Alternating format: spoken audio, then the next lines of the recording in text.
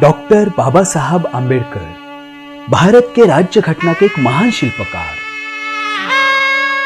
बाबा साहब ने अपना पूरा जीवन दलितों को न्याय और हक दिलाने में समर्पित किया। भीमराव रामजी आंबेडकर जी का जन्म 14 अप्रैल 1891 में एक सामान्य कुटुंब में हुआ।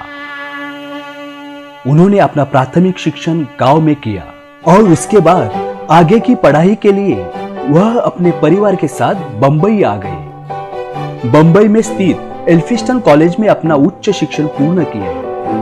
आगे जाकर उन्होंने न्यूयॉर्क स्थित कोलंबिया यूनिवर्सिटी में अर्थशास्त्र में एमए की पदवी ली और फिर डॉक्टरेट भी किया। बंबई के सिग्नम कॉलेज में नौकरी कर उन्होंने कुछ पैसे इकट्ठा किए और फिर लंदन जाकर बैरिस्टर की पदवी हासिल की। सन 1924 में बंबई के हाई कोर्ट में उन्होंने वकालत का काम शुरू किया। विधानसभा के सदस्य बनने के बाद उनका सामाजिक सफर शुरू हुआ।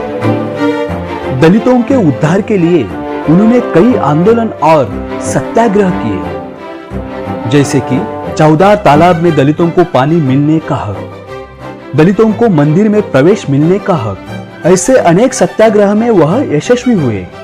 छूत अछूत के विरुद्ध में उन्होंने आवाज उठाई और अपने विचार लोगों तक पहुंचाने के लिए उन्होंने बहिष्कृत भारत और जनता जैसे वर्तमान पत्र प्रकाशित किए। महिलाओं के उद्धार के लिए उन्होंने कई आंदोलन में भाग लिया। बाबा साहब को किताबें पढ़ने का बहुत शौक था। उन्होंने करीब करीब 11 ग्रंथ लिखे। डॉक्टर आंबेडकर ने गोलमेज परिषद में प्रतिनिधित्व किया। वहां उन्होंने हरिजनों के लिए अलग आरक्षण का प्रस्ताव रखा और आगे जाकर हरिजनों को आरक्षण मिला। बाबा साहब वाइसरॉय के कार्यकारिणी सदस्य हुए और उस दौरान उन्होंने दलितों के विकास के लिए कई रास्ते निकाले। दलितों के शिक्षा के लिए उन्होंने पीपल्स एजुकेशन सोसाइटी की स्थापना की।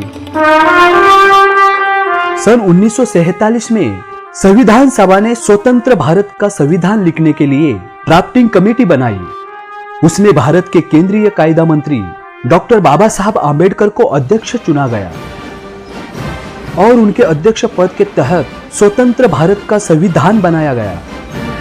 स्वतंत्र भारत में छूत अछूत का खात्मा हुआ।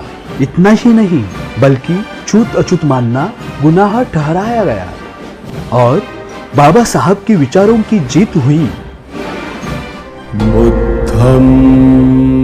14 अक्टूबर 1956 में डॉक्टर बाबा साहब आंबेडकर ने बौद्ध धम्म की दीक्षा ली।